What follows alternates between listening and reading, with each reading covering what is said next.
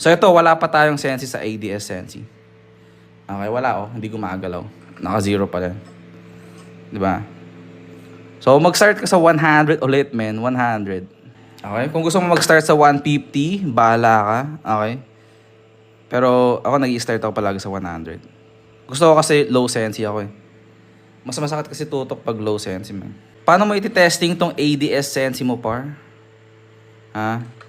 Dapat, ito, magandang example to eh. Dapat kaya mong mag-drawing sa sensi mo, par. Kasi pag kaya mong i-drawing yung ganyan, yung mag-trace ng ganyan. Diba? Ako medyo lumalagpas ako eh. So mataas siya, men. So magandang practice to kasi ito yung... Kasi tingnan nyo guys. Ito yung kalaban, di ba? Pag gumalaw yan, saan ba pupunta yan? Dito lang naman sa gilid, di ba? Tsaka dito. Okay? Either takbo siya dyan, o takbo siya dito, or slide siya dyan, slide siya dyan. Hindi mo